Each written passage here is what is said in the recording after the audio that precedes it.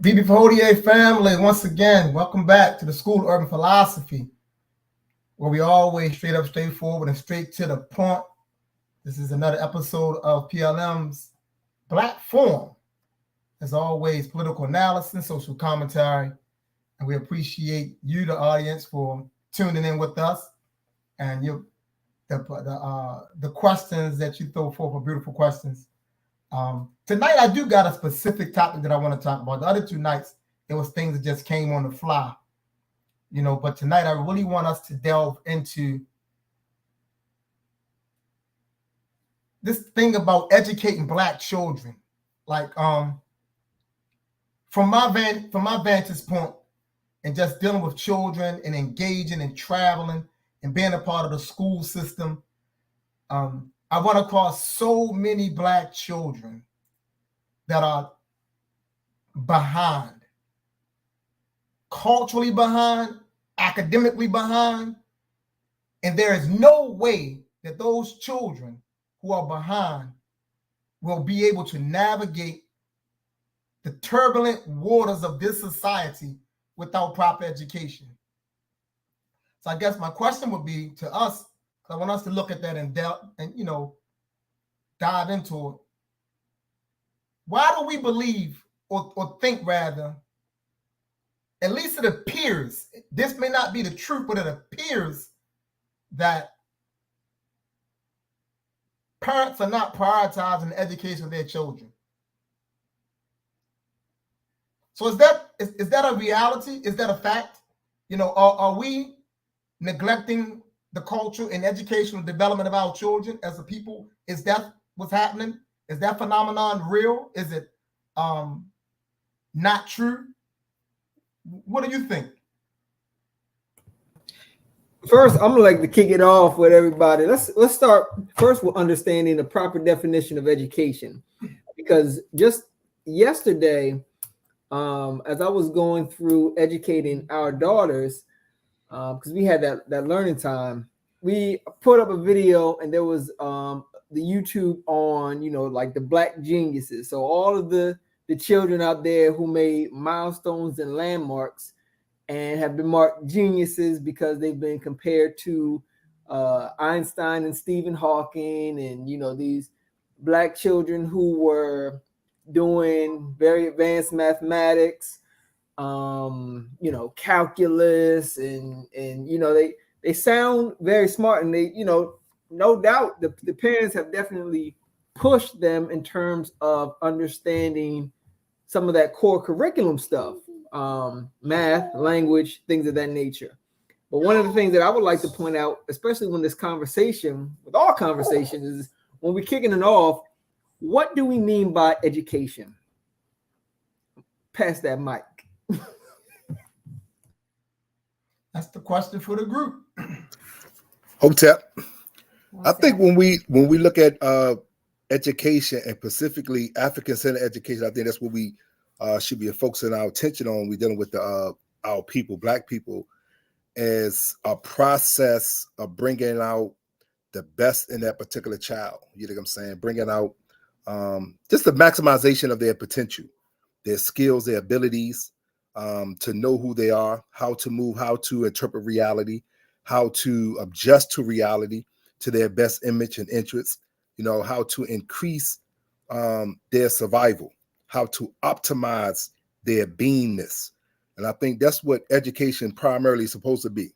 It's not just about memorization, quotes, history or literature and stuff like that. Those things are included in the process because they provide a certain dynamicism in how you utilize those tools and how you move within society, politically, economically, socially, and things of that nature, and also culturally. But are our people being neglectful and remiss when it comes to our educating our children? Absolutely, because I see it. It's something that's very pervasive in society right now.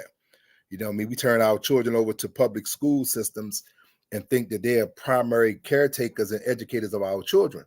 So when our children come home undeveloped intellectually and spiritually and psychologically, and also emotionally and socially, then we blame the child for that. When in fact, the parents have that responsibility.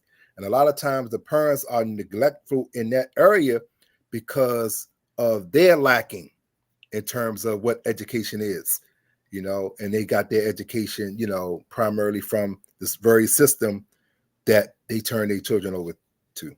Hopefully that answered, contextually a little. Mama Dina? Yeah, so I'm gonna go back to our race first literature and honestly the urban philosophical way of being. When we think about education, it's Black socialization. It's gonna be their whole social construct, how you are as a parent and how you show up. I'll give you an example, something very simple. I was watching Osila yesterday. She came in the house. Osila's our 1-year-old daughter. She'll be 2 next month. So she came in the house, and when she came in the house, she sat down on the step and she started to take her shoes off. She took her shoes off, and then she put her shoes in the closet where we keep our shoes. She 2, okay? We want to say she 2. She turned 2 next month. Being able to independently do that, we as parents had to put a system in place to say, okay, we honor our home, we take our shoes off in our home. Cleanliness is key. That is a lesson that she learned twofold. She also learned how to be self-reliant in that moment, because we showed her over and over, and now she's doing it independently. That's how she socialized in the home. That's an example of education from our worldview. Education is everything that we do. When you're in the car with your children and you're driving, find me something green. You're looking at the trees, stopping and observing nature. When my husband carefully uses a jar to take out a bug in the house instead of killing it, he's teaching my honor life. These are ways that you socialize your child, where they're learning as a part of life, as a part of living. Those are just 2 small examples, but I'm always going to go back to our literature and say that education is how we socialize. It's Black socialization. Are we doing that in the African-centered community? Amongst us, we are. I see symbols in Brother Dakare's backdrop that's up at his house. His children gonna know about the red, black, and the green. So he's socializing them in the way to see African liberation every day. When I used to go over you all's house, Baba, I've seen Mama put up positive mantras and quotes in the house. That's socialization right there. So are we doing it? Yes. As a society, this oppressive system has us not even thinking anywhere near this type of thinking. So we really got to go out there and change the narrative by first showing up in a way that's saying that it's doable. That's my thoughts. Can I get in, Baba? You played in you, Amadisa. Yeah, I just want to add, I feel like a lot of parents most definitely is neglecting educating their children, unintentionally though. We so preoccupied with surviving, we so preoccupied with making money. We in oppression, we being oppressed. So many of us is focused on, okay, I send you to school and school does all of the work. I just got to clothe you, feed you, and put a roof over your head. That's all I got to do. But education starts at home. It starts at home with the family. The family is the first institution. And many of us neglect to realize that and hold on to that. Even those of us who was told that at one time or another, we neglect to remember that. And with the educating your children, that's in every way, shape, or form.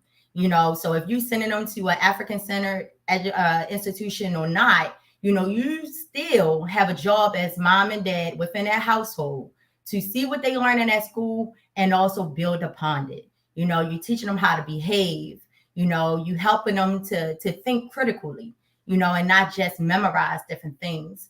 And one of the things that I always tell my staff, shout out to Watoto Development Center, You know, one of the things that I always say there is, even when you're not teaching or educating, rather, even when you're not educating, you're still educating the child. Meaning, watch what you say, watch what you do. That's why I don't like a lot of personal phone calls or personal conversations taking place in the presence of the children, because they're going to pick it up and they're going to regurgitate it. You know, it's many times I heard children say things back to me, and I'm like, where you get that from? And I realized they didn't got it from me or another adult. You know, but I also want to say education not only starts at home with that first institution being a family, but it starts with the mother from the moment of conception. I always said this when I was pregnant with both of my sons, and my oldest is 11. You know, I was teaching in a womb. So it kind of, it blows me when I hear parents, whether in my institution or just in general, you know, I'm asking about putting their child into school or homeschooling their child. And it's like, okay, I'm going to start homeschooling him or her at this age. And I'm like, no, you homeschooling now, you know. And Baba don't like to say homeschool. What'd you say? World school? What'd you say? What'd you call it? It's an educational process that's based in socialization. Right. But you gave it a name. No, that's what I normally say, just educational process. Okay.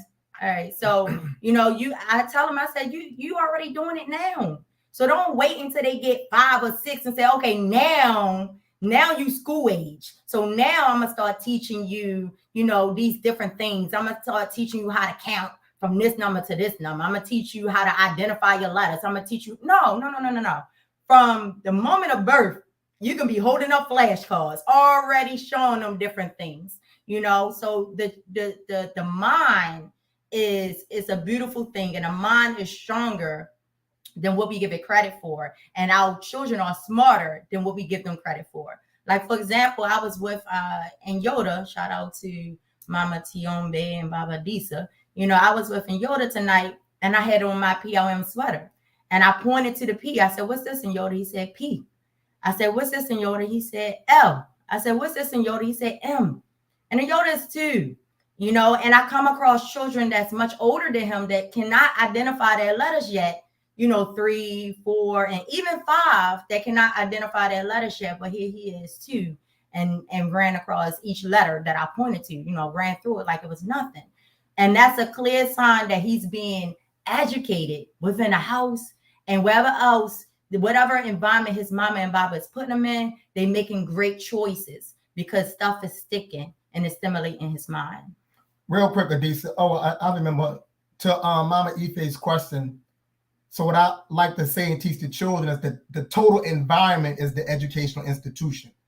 The total environment is their educational institution. And they're always in an educational process. And as parents, we are their first educators and we are their facilitators. And it's our duty and responsibility to maximize the environment, to maximize their growth and development. On you, Baba Disa.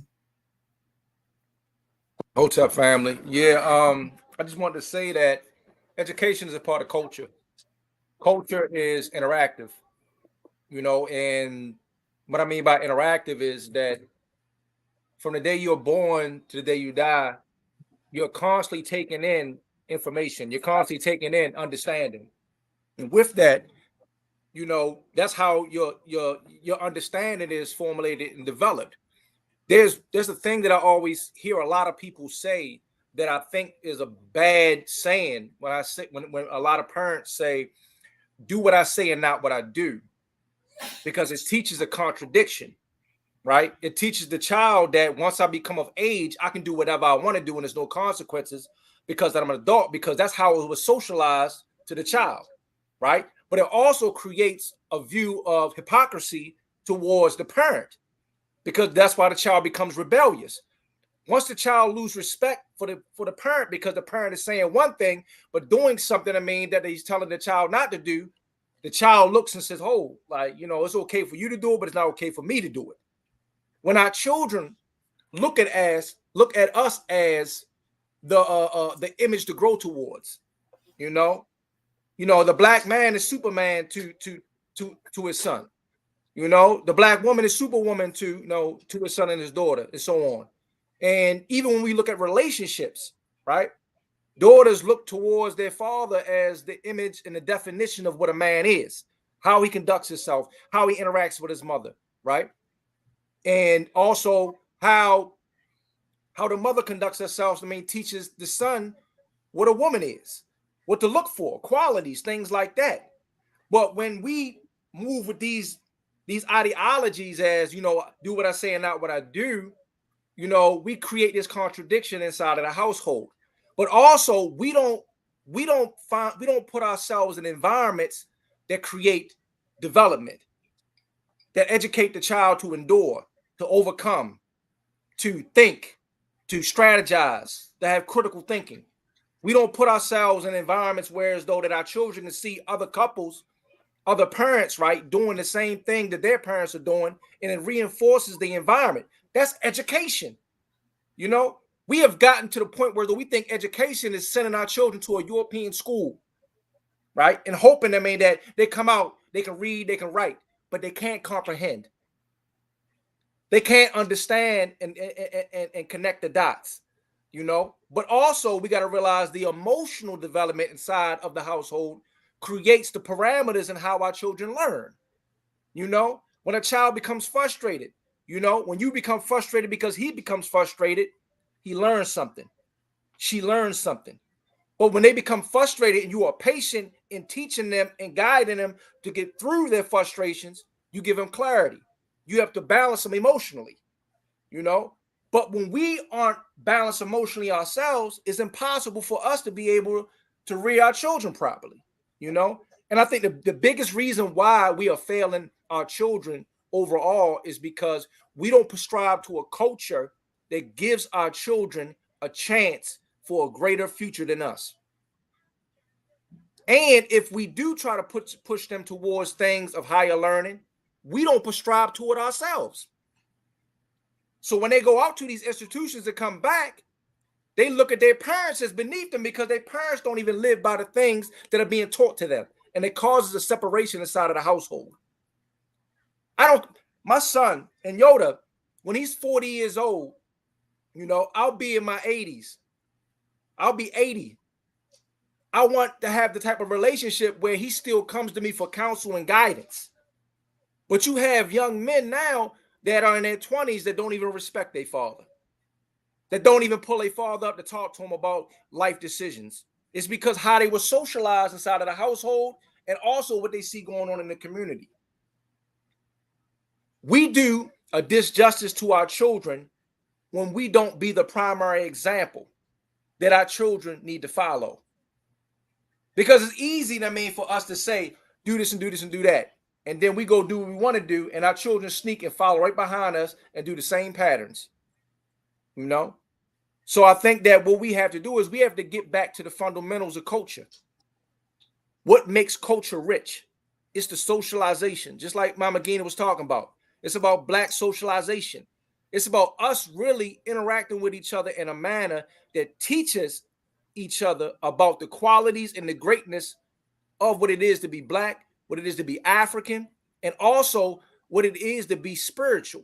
Because socialization without spirituality, right? It's just people interacting with each other.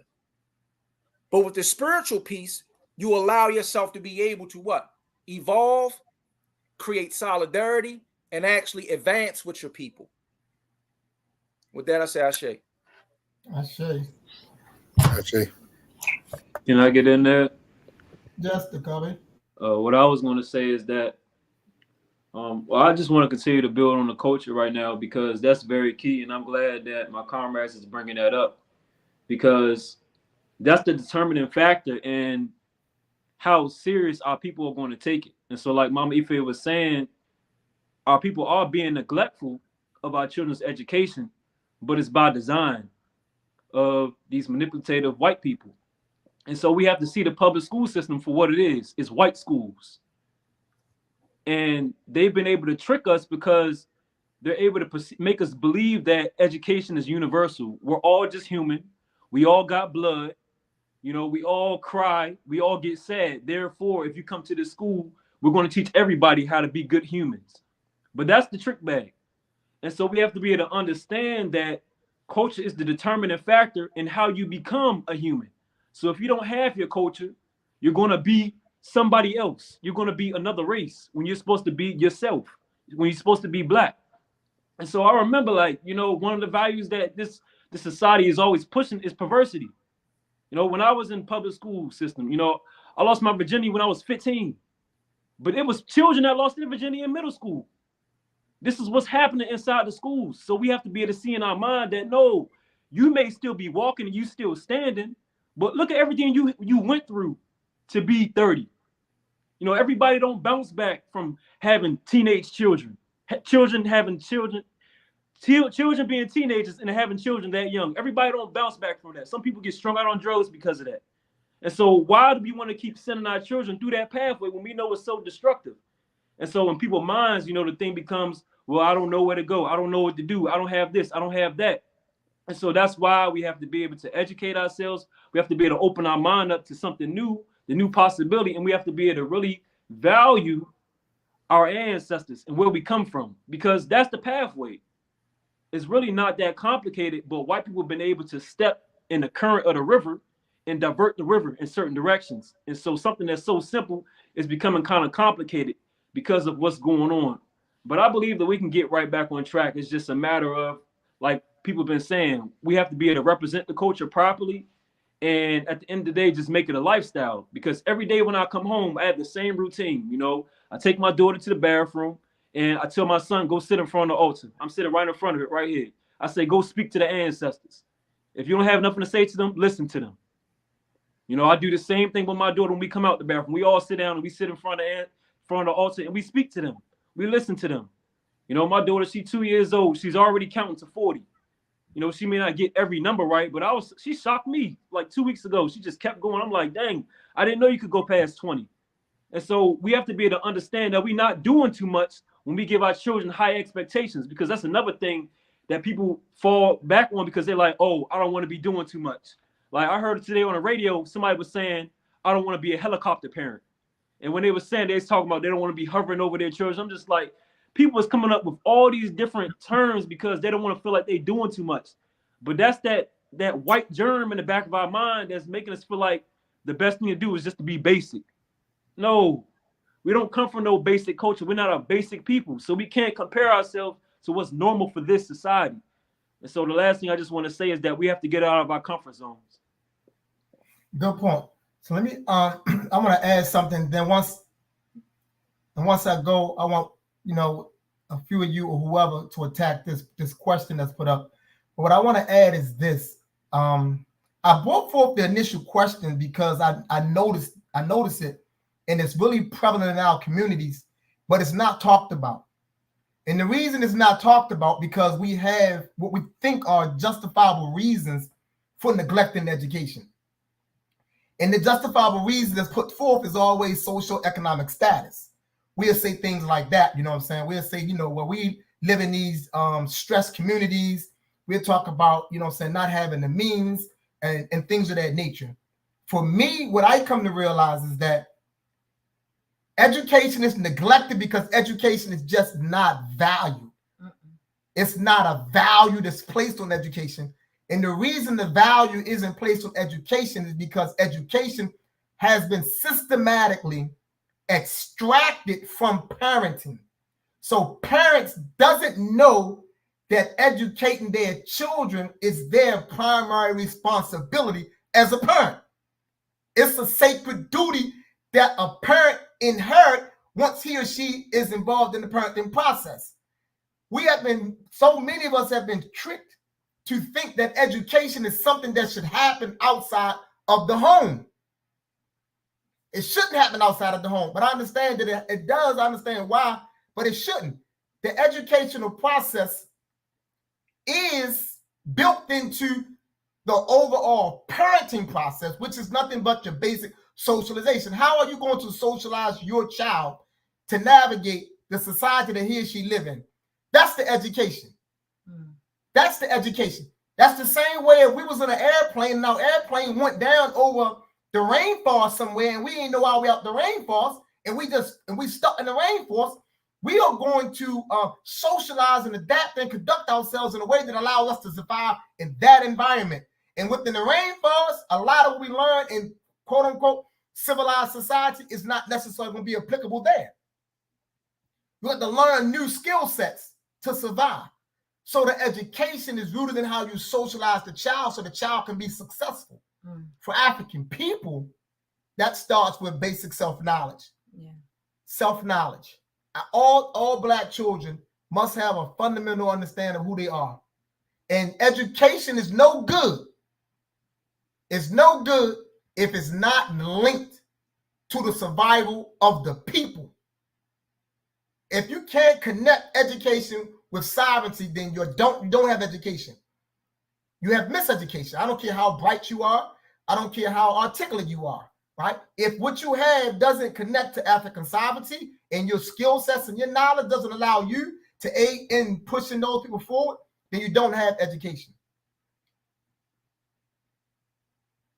When we think about education and we look at what's taking place in the communities, as Black men and women, as brothers and sisters that's on the front line, that's in the forefront, that's in the struggle, we have to bring education back to the fore, right? We have to bring it back to the fore, meaning that we have to push education. We have to talk about the importance of education. We have to help people understand it, because most people struggle with education because they think that they need all these degrees to educate their child. Right? No, you don't need all those degrees. You're the parent. You should really know what's best for your child. And if you don't know what's best for your child, then that means that you need some more educating yourself. And you should have enough humility to go and get that education. You don't necessarily have to go to college. If you go to college, cool. But a college degree isn't required to parent. You know, it's not required to parent. If you have it, cool, but it's not a requirement. It's not a necessity. So I think that a lot of the people that we're dealing with, you know, that a lot of these children, is hurtful when I come across children that struggles with basic math, that struggles with reading, that struggles with comprehension, that struggles with pronunciation. You know, it's hurtful. It's hurtful because an unsuccessful child is an unsuccessful adult. Yes. You have rare cases where some people can pull themselves out of the mess they're in, right? But everybody can't. That's like everybody go to prison, don't come home better. They come home worse. Only a few people go to prison and get themselves together. So when I'm watching unsuccessful children, I can already see unsuccessful adults. And it's hurtful. Right? You can watch a successful child, you can see a successful adult. Because you don't start out unsuccessful as a child, and then at 18 or 20 or 21, magically you start doing these things. Yeah, you had those rare cases where some people just pull it together, but the majority of people, they don't. They stuck. Yeah. You know, if you don't understand basic things by the age of 9, 10, and 11 and 12, about time you turn a teenager, at 13, if you don't have basic things together, you're in trouble. You're in trouble because now you're at that time period where you want to mask your deficiencies. You're trying to hide your deficiencies when you get in middle school. And once you start trying to hide your deficiencies, what's left for you, right? You begin to act out. And at that point, they start doing what? Suspending you, putting you in alternative schools and so on and so forth. So it's a wrap. So when I see these children, right, it hurt my heart when I see that a lot. But I wanted to share that. But who want to take a stab at that question right there?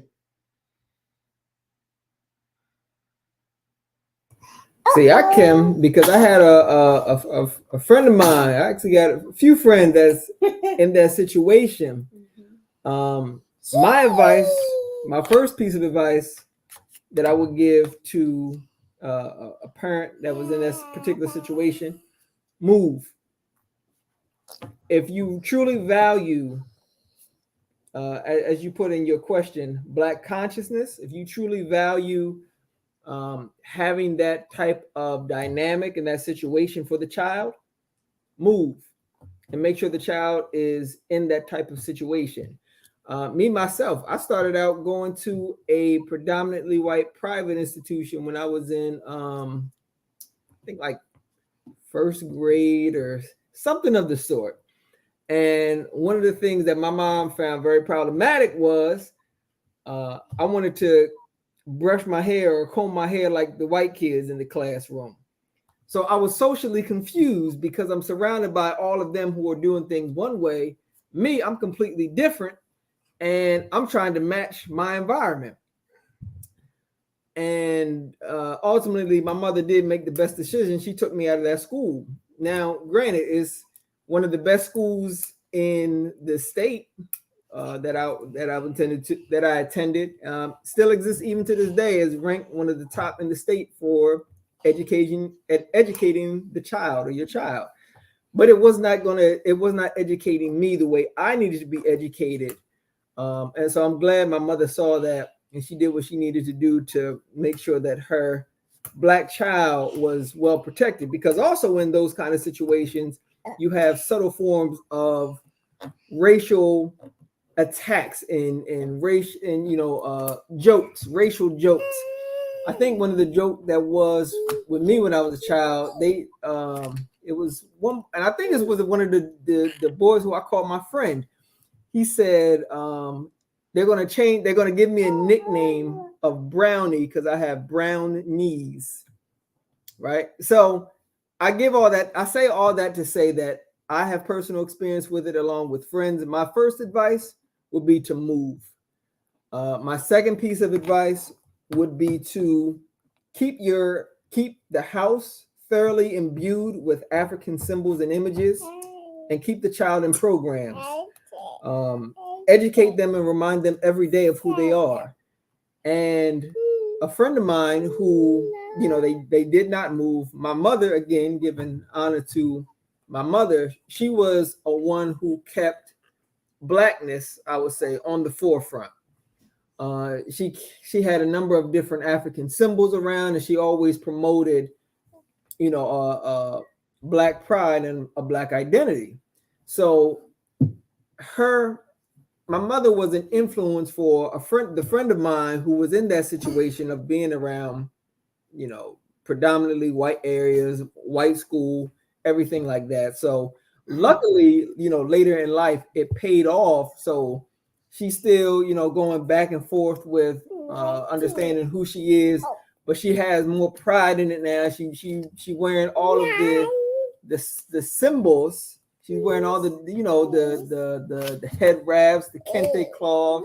She reminds her child now of being Black and proud. Granted, there is some some things that we can say we still need some work on. A little difficult to navigate, but for everything that I know that she was surrounded by, it's been a win. I would call it a win for everything that she was surrounded by. But if you truly want, if the parent truly desires their child to take I guess a more active role, I guess I don't really know how active it or to the degree that you're looking for, but if you really want your child to take a more active role, because we're talking about education, and like our dear Baba Segu mentioned, along with Baba Imhotep mentioned, that the education is that which focuses on the needs of the people and being able to address those needs. So if you're trying to educate the child, that means that you're preparing your child to answer the needs of their people. And if that's the case, the best thing that you could do is to move. I want to add something to that, and I 1000% agree with you, Minister Tommy.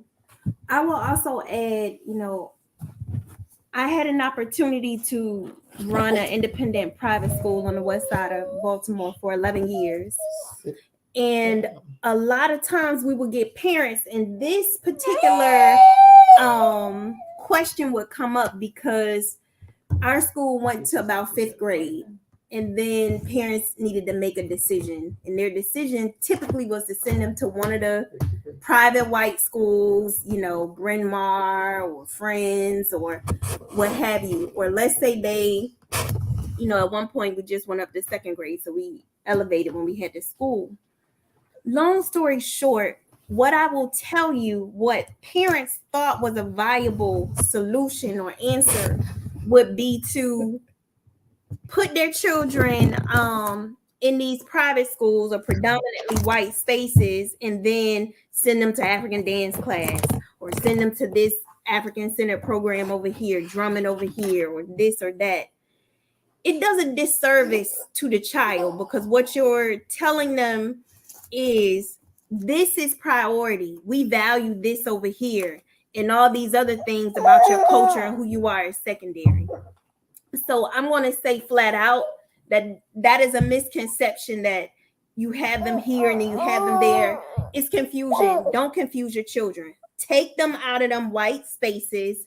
Find the space. Create the space where we can educate our Black children.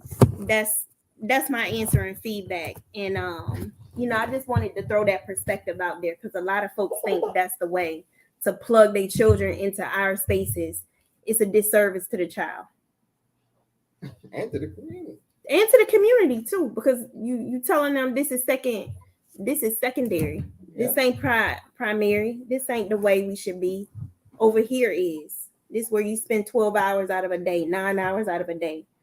We got to switch it up. We got to work hard to create these spaces for our children, hands down. Hey. Yes, let me add this also. I like y'all answers. And to add to it, so Dr. Kobe Cambone and his research, one of the things that he found in his research that he brought to our people is he talked about education, and education from the perspective of re-Africanization. And the re-Africanization was a re-enculturation process. And one of the things that he said, that you could have an African-centered parent or parents. You could have an African-centered curriculum. He said, but if you have the overarching environment, if that's not African-centered, in most cases, it's going to create contradictions inside the recipient of the education. There are those rare instances where this doesn't take place.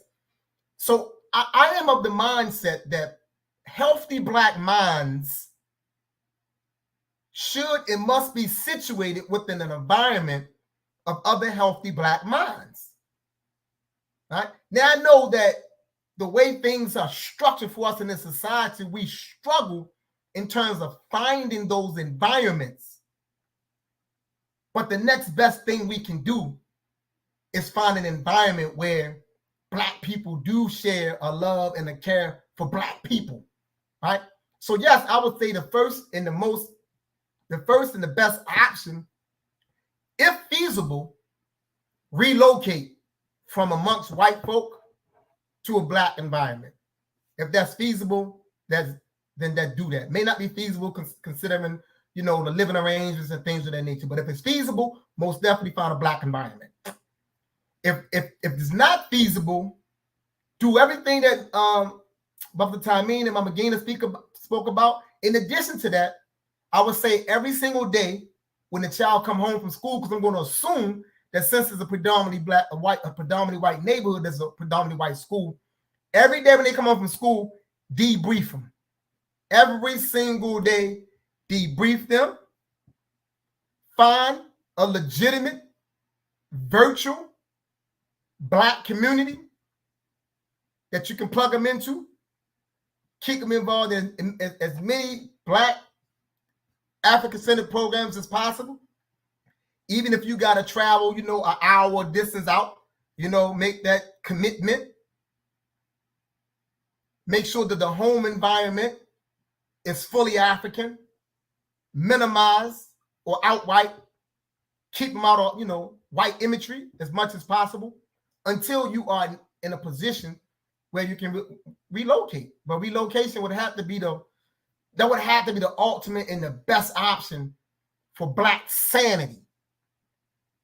Because the way the subconscious mind works, it picks up the imagery that's not necessarily the dominant imagery. It picks those things up, right? What we think isn't harmful is harmful. Coming home from school every day and just seeing white people, consistently seeing white people. listening to white people, hearing white people, you know, the way white people talk, like that overarching engagement has injurious effects on the Black mind. So that's what I would say to that question. We got another question I would like us to get into, but before we get into that question, I want to remind everyone that's tuning in, you know, most definitely, please share this live, like the live, and if you have not subscribed, please subscribe to the School Urban Philosophy so we can keep this type of content going forward. You want to weigh in? Yeah, I just want to add something. I don't want us to stay on this question too much longer because Baba said it's another question, but I agree with everything that was stated. And I think that was a great alternative, Baba. If you can't relocate, that's my first answer too, relocate. But if you can't relocate, that's the next best thing. You know, debrief your child, and you got to kind of like go over everything that they was learned and help them to understand the truth in between what was said to them. And you got to put them in cultural places, programs, etc. But I also wonder how, like, if you do move, just move into a Black neighborhood or putting them into a Black institution is not necessarily the solution either. Do your research, you know, as any educated person would do before making such a drastic change. You know, do your research, figure out where our community is of people, of Black people who think like you. You know, figure out where they are. If that means moving from one state to another, that might be the thing you do, you know, but you want to figure out where is a group of people who think like you so you can surround yourself and your child and or children around those people. And then you also want to figure out where's the institutions that think like you. So don't just assume because they got the same color, that's the best decision for you. Another question popped up. Can I mention one last thing, Bob? Yes, then we're gonna move on to this next question. Go ahead. Yeah, because I think it's important to mention that we have a virtual program on Mondays and Fridays from 4 to 6. We deal with Black boys ages 7 to 12 and also 13 to 15, and we teaching them how to be men. But that's the educational process. Like, we deal with the whole aspect of them, and we also have the weekend school that we have every Saturday and every Sunday. So PLM is a resource for those people that's making that transition from a white environment to a Black environment. In the meantime, you could just come to us. An African-centered environment. Yeah. Right. Great add and a great point, Brother Dakare. So there's a question up here. Anyone got an answer for this question? I got say something, Baba. I'm gonna give a little back. So I started with Dakare doing the boys. We started doing the boys group, right? Through PLM. We started doing ADP about almost 4 years ago, right? And now my son is 2, right? But I took a great interest in doing, you know, the work for the boys, started, you know, already putting together curriculum and all that, because I wanted to have some type of institution available for the boys as well as, I mean, when I have a son, you know. And I think that what we don't realize that everybody has something that they can add to develop African minds, right? Whether it be you being a supporter, whether it be you being an educator, whether it be you being somebody that, you know, volunteers to pick up and drop off, or whatever you do, right? All of that is geared towards community work and development, right? We as an organization already have institutions that are in place that are geared towards educating our children. We have the Watoto Development Center, you know, that's geared towards our babies that are younger. We also have, you know, ADP that's geared towards, you know, those that are in like middle school, going elementary, middle school, going towards almost high school, right? And we also, Bob Imhotep, I mean, does a manhood thing, you know. So it's not about just, I mean, dealing with the children, but we also have to be able to make sure that the parents are getting what they need to be able to reinforce and facilitate the household. Because if we're just sending our children to institutions and we aren't doing the due process on our own personal work, because you got to realize when we go out to work and we go into this white world, you know, we're dealing with the ramifications, I mean, of oppression, exploitation, you know, that's going on out there in white culture America. And if we aren't going and debriefing ourselves and actually going through a process of cleansing ourselves, actually being a part of a community that is aiding towards the development of African families, the African community, then we don't even know if we actually plaguing our own children. You know, it's a lot of times where I gotta actually call one of the moms or bobs up because I had a long day on going through something. It's times where I come in to me and I have to debrief myself so that I interact with my wife and my son the right way. You know, but that goes back to my studying, making sure I keep myself in the literature and doing the work, right? There are organizations and people out there that's doing that work. Right now, PLM is doing that work, right? We're doing that work every day. You know, the people that you see on here are dedicated towards doing that work. You know, we got Baba Jawans that come through. He keep the land clean, you know, and everything done. He also comes on Vanguard. He interacts with the children. You know, we got Mama Gaina. You know, she's doing woman work. We got Mama Ife. She's doing woman work. You know, we got Baba Tameen. He's doing health. You know, we got Dakare. He's doing facilitation and he's doing educating the young boys in their minds. We got Baba Segu with the cultural part, with the artwork. I mean, but also with understanding the literature and being able to give that information. You know, so we have an environment that is able to create and facilitate the need of the people, you know. But the problem is this, right? People don't want to invest and do the work to add to the collective identity. That's the big issue. So no matter how many black institutions that you send your children to, right? If your family, meaning you as parents, right, aren't invested inside of those communities, right, as hands that work inside of those communities, you're doing your children a disjustice. Because in their mind, I'm going in there and I respect Mama Ife, I respect Bob and Motep, I respect all of them, and then they're measuring them against you. And if you don't add up to where they're at, they're either going to cancel you out as a parent or they're going to cancel us out. Because they're going to say, oh, mama this and mama that is too hard on us with this structure and this discipline because my mama and my daddy don't allow me. They don't push this stuff on me, you know? So it has to be like an investment, you know? So if you're not willing to invest into these institutions and be a part of these institutions, right, you don't make it relevant and make it a reality for your children in them investing in the education and the discipline that's being given to them, you know? All of our children are involved in this, right? And all of our children respect, honor, and run to every mom and baba that's in this community, right? That's the process. I'm gonna say Ashe. Ashe. So we got this question up here, and we got another question I want to tackle as well. So, anyone have an answer here? I'll give a short list. If you in the Maryland or DC area, you got Ujima Shule out in DC with Baba Zulu. You got Nation House out in DC.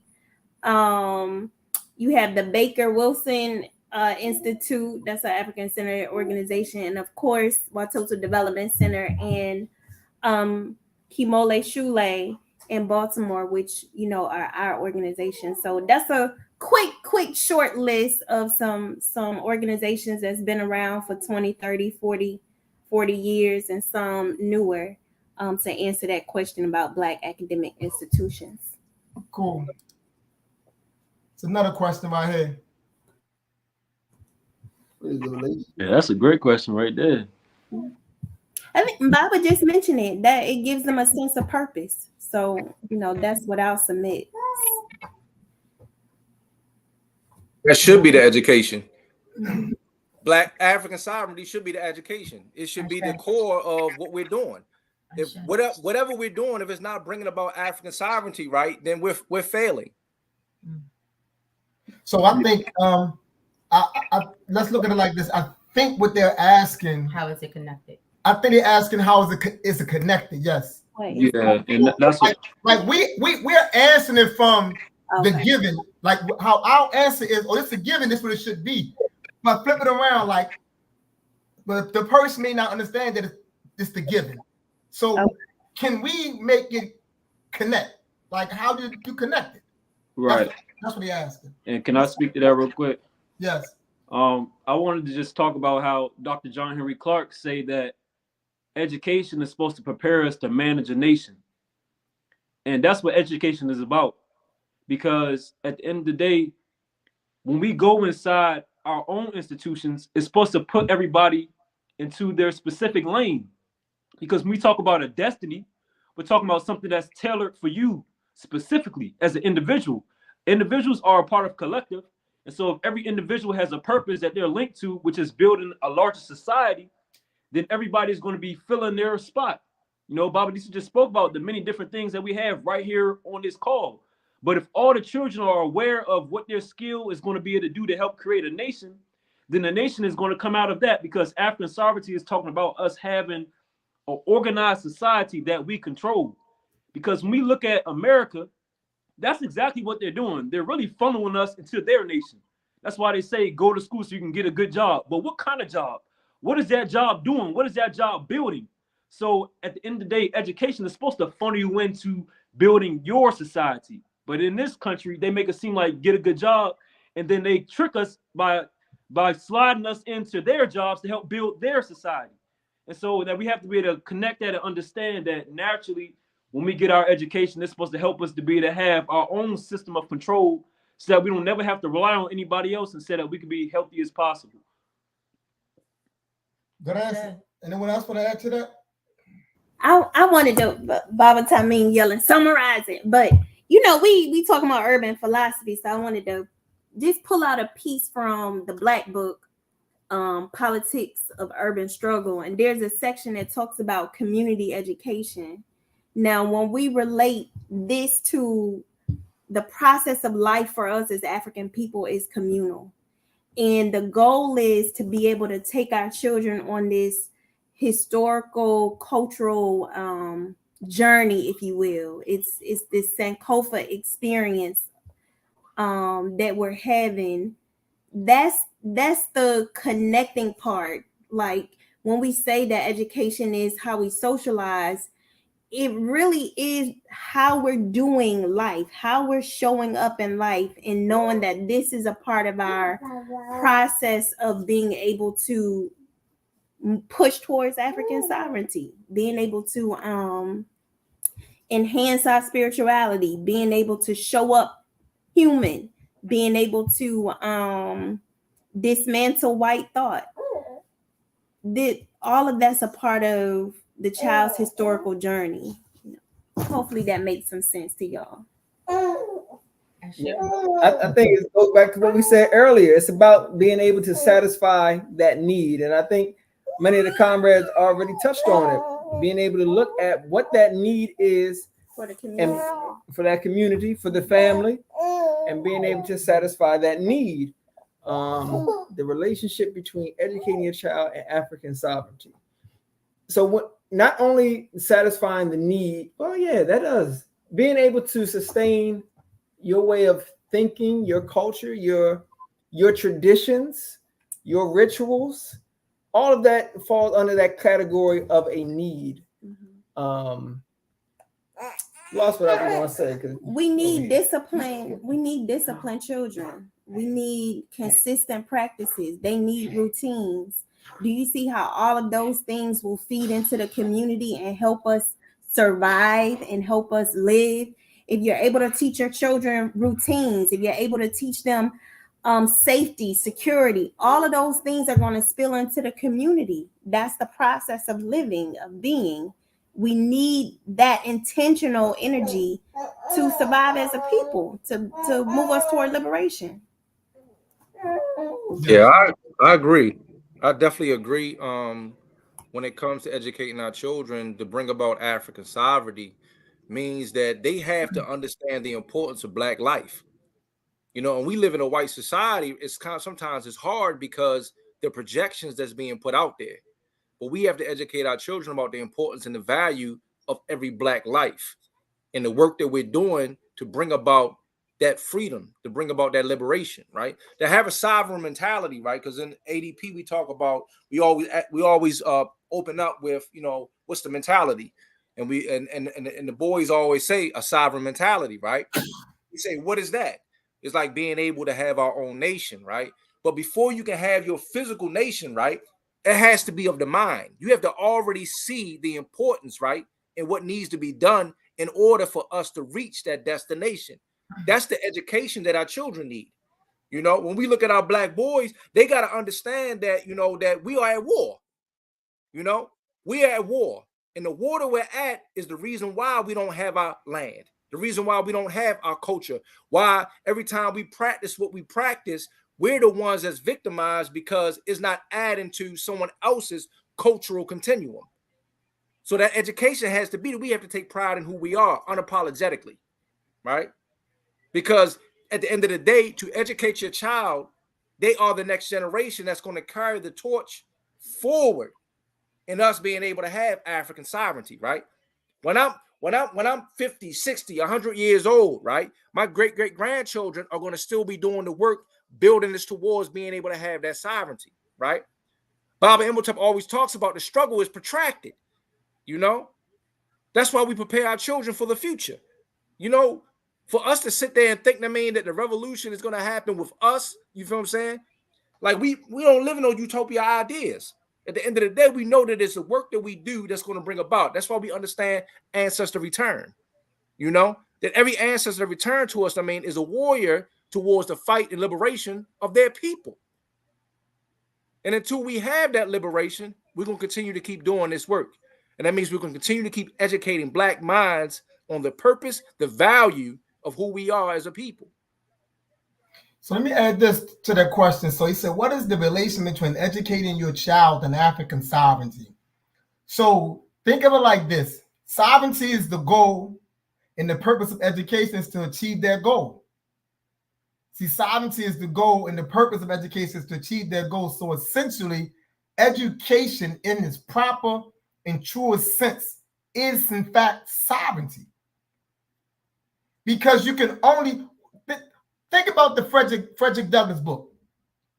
When in his narrative, him and the white lady, he was learning with the white lady. The white man came home and witnessed the white lady teach him how to read, right?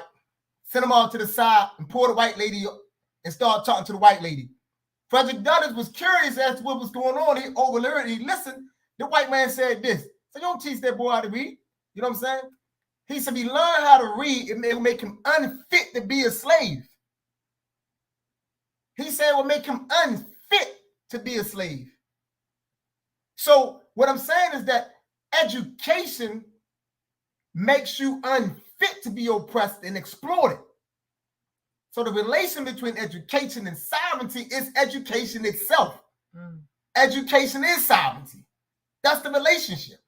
So in the African world, we can't keep things so disconnected.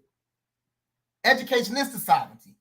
And the goal and the task for us is to maximize the educational process of each and every Black child. You maximize their process because we maximize the process of educating Black children. We can get to sovereignty that much more quicker. You know why? Because when they come of age, the mentality is going to be sovereignty. They're not going to settle for anything else. They're not going to settle for the stuff that we settle for today. They're not going to settle for police brutality. They're not going to settle for, police dumping guns in our neighborhoods, locking people up and putting the guns back in the neighborhood. They're not going to settle for mass incarceration. They're not going to settle for an open-air drug market when they properly educated. That stuff can only exist in an uneducated community. That's the only way it exists. And uneducated people tolerates that, not educated people. So education is sovereignty. And that is the key. We got to make sure we maximize education. We got to be clear about that the education is the development of the person. It's the inner outward development. It's helping us to understand who and what we are at the core of our being, and maximizing our skill sets and our talents so that we can navigate the world in such a way that we save self, family, and community. And to do that, you have to run a routine. To do that, you have to maximally supervise your child. You can't let your child run free in the midst of perversity and you saying you're trying to maximize their growth and development. They just can't be allowed to run free in perversity, in junk and muck. No, they got to be navigated and steered away from that. That's a good So that's the work. When we had time.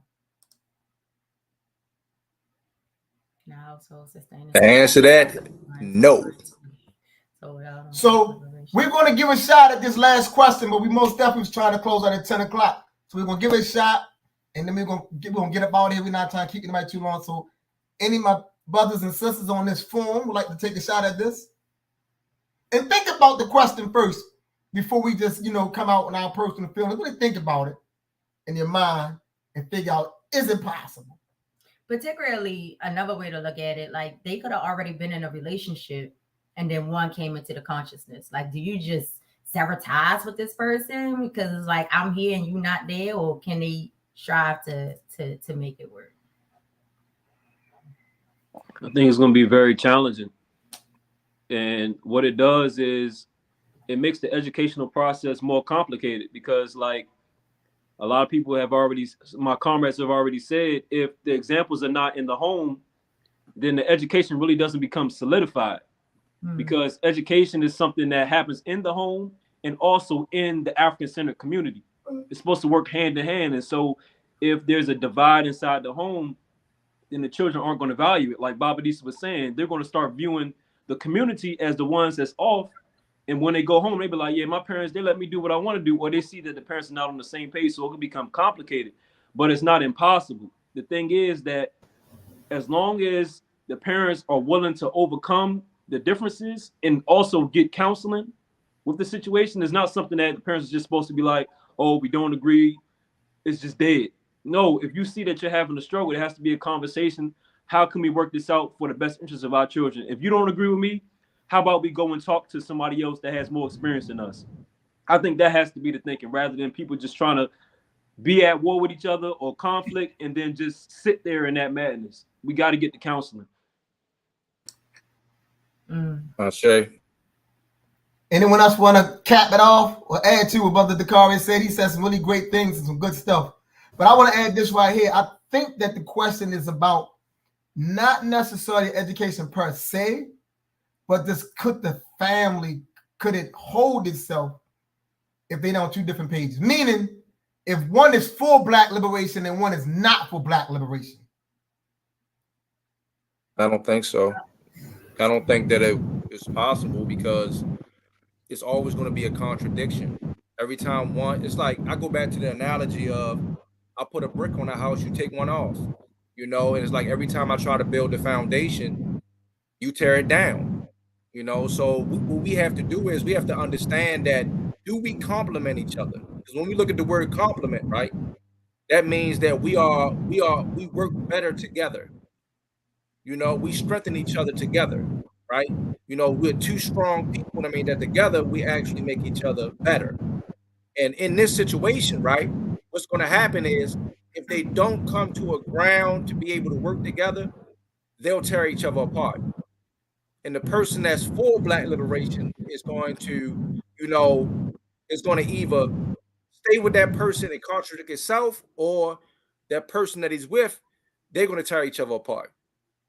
I've seen it. I've seen people that live by two different religions trying to be in a relationship together, and they tear each other apart. I see when you have two different paths, it's impossible for y'all to be together. You have to have a commonality. How do you create a shared vision if one of y'all is sold on it, but the other one isn't? Yeah. You're going to be undermined. Somebody's going to undermine somebody somewhere down the line. Or the other person is just going to accept it, but feel in their heart, that that's not what they want. And then what they're going to do is they're going to resent the other person. And it's not healthy. Okay. So great answers, both of you brothers, man. Baba Disa, Baba Dakari, y'all did answer well.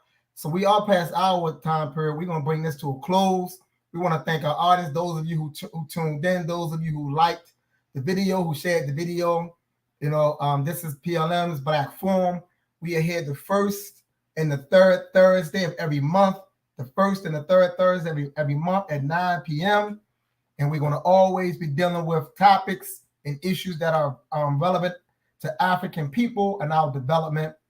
The School of Urban Philosophy, where we are always straight up, straightforward, and straight to the point. But information is vital.